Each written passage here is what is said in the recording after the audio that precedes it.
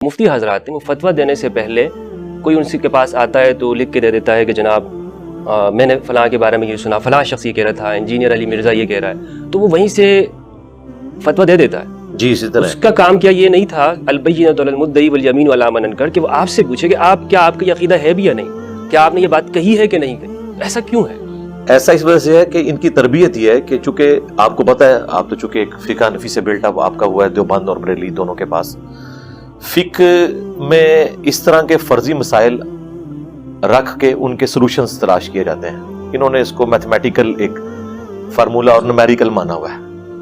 حالانکہ سنن دارمی کا مقدمہ پڑھیں، صحابہ کرام اس چیز کو عیب سمجھتے تھے کہ کوئی چیز واقعہ نہیں ہوئی ہے اور لوگ سپوز کر کے اسے پوچھیں. یہ لوگ اپنے آپ کو اس طرح بچا لیتے ہیں، یہ کہتے ہیں کہ جی اگر وہ یوں کہتا ہے، اب وہ کہتے ہیں ہماری تو ذمہ داری نہیں، ہم نے جب کہہ دیا کہ اگر کہتا ہے، اگر نہیں کہتا ہوگا تو نہیں ہوگا. ان کو پتہ ہی نہیں کتنا خطرناک کھیل وہ کھیل رہے ہیں کہ اس کی لائف ولنریبل کر رہے ہیں.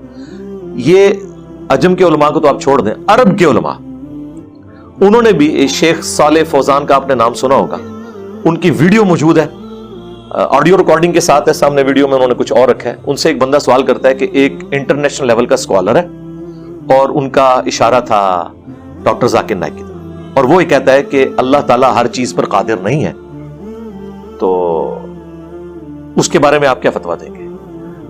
اچھا، اور وہ ساتھ یہ بول رہے ہیں کہ وہ کئی دنیا کے ملکوں میں اسلام کی تبلیغ کر رہا ہے.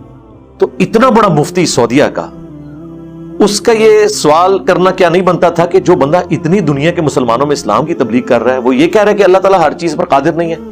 اس نے ٹھڑک سے فتویٰ دیا، کافر ہے وہ. اور پھر اس نے آیت پڑھی ان اللہ علی کل شیء قدیر. اور یار یہ آیت تو ہمارے بچوں کو بھی آتی ہے، تو ڈاکٹر ذاکر نائک کو نہیں آتی؟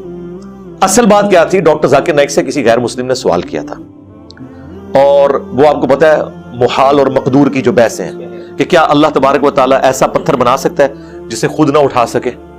اگر آپ کہتے ہیں کہ ہاں ایسا بنا سکتا ہے تو پھر خود اٹھانے کی قدرت کی نفی آ جائے گی، اور اگر آپ کہیں کہ نہیں بنا سکتا تو پھر بنانے کی نفی آ جائے گی. تو اس طرح کے سوالات کے اوپر انہوں نے بحث کی تھی کہ اس طرح تو ہم کئی چیزیں گنوا سکتے ہیں جو آپ اللہ تعالیٰ کی قدرت میں داخل نہیں کر سکتے، کہ وہ اللہ نہیں کر سکتا. مراد یہ نہیں کہ کمپیٹنسی نہیں، مراد یہ کہ اس کی قدرت میں داخل ہی نہیں. وہ محال اور مقدور کی بحث کر رہے تھے، جیسے اپنی مثل پیدا کرنا. جی جی جی جی ہاں، وہ آپ کو تو پتا ہے علماء. لیکن آپ مجھے بتائیں کہ ایک بندہ جو اتنے بڑے لیول کا اسکالر ہے، اور وہ دوسرے بندے کے بارے میں، جس کے بارے میں سوال کرنے والا کہہ رہا ہے وہ انٹرنیشنل اسکالر ہے، اس نے ڈائریکٹ رائے قائم کر لی اور کہا جی کافر، بات ہی ختم کر کے رکھ دی. کتنا بڑا ظلم ہے. یعنی اگر آپ یہ حرکت کریں گے، یہی یہاں پہ بھی علماء کرتے ہیں. وہ یہ کہتے ہیں کہ ہم اللہ کو حضور اپنے آپ کو اس طرح جسٹیفائی کر لیں گے کہ اللہ تبارک و تعالیٰ سے ہم کہیں گے کہ ہم نے تو جنرل فتویٰ دیا تھا، بائی نیم تو نہیں دیا تھا نا.